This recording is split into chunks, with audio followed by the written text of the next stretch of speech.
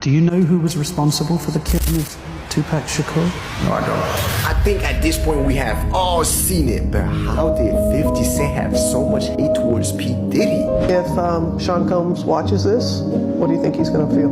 Like, wow, this is amazing. We gotta go back in history. So we all know 50 Cent was chasing money in the streets before he started rapping. So I only had the block on lock for a minute? Man, the whole hub was pumping for 50. But it was always his destiny to become a rapper. The American Music Award goes to... I'm tryna be what I'm destined to be. 50 Cent. 50 Cent. One of his first songs that started popping was How to Rob. And with that song, he was sending shots at everybody. Like legit everybody that was known at that time. So obviously also P. Diddy.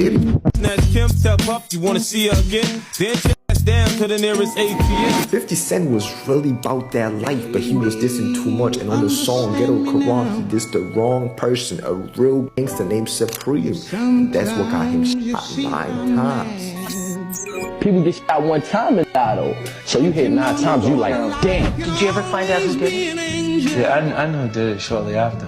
Yeah. Yeah. And they are now where? Oh, the guy who actually shot me is dead. But them bullets did not stop him. He came back harder than ever, and eventually he started working with Diddy. Not because he wanted to, but because he was so broke that he had to work with him. There was rumors he was gonna get signed by Diddy's label Bad Boy, but for some reason it never happened. At that time, 50 was already sending little disses at Diddy, but for some reason Diddy never cared. New York, I run the city, and I don't dance around like Diddy. In 05, after 50 went #1 and won a lot of awards, 50 wanted to sign Diddy's artist Mace, and he offered $1 million. I was like, what you looking for that? He said $2 million. I'm like, Mason ain't worth $2 million with $2 million in his pocket. You crazy?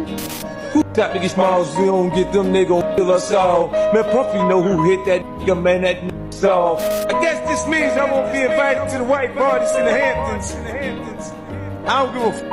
But then something wasn't right. They was cool with each other again. Shootouts, coastal beef, shit, Diddy did it, but my lawyer's so good that Diddy got it. Then we had Rick Ross beefing with 50, apparently because he didn't like the way he was looking at him at the BET Awards.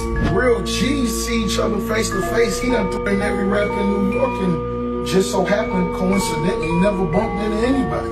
So nobody take his threat serious. I'm deciding your life up. Rick Ross, I'm gonna f your life up. For fun. Diddy, out of nowhere, becomes Rick Ross's manager. So we had two sides. On the one side we had 50 Cent, a real street gangster.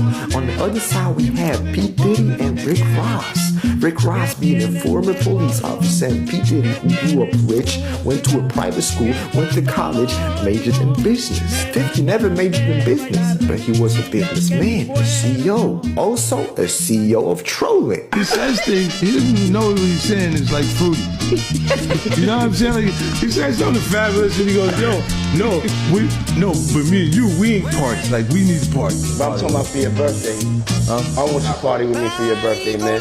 We partied for my birthday before. You came to my party. No, but me and you ain't never really partied, you know what I'm saying?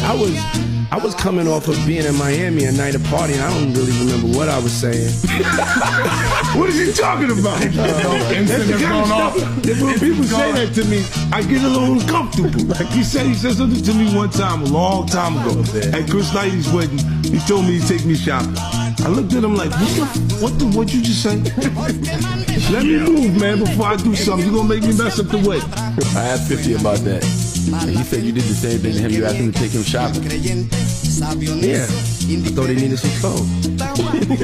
50 been knowing the truth about P. Diddy. He been saying for decades now that Diddy was the one who killed Tupac.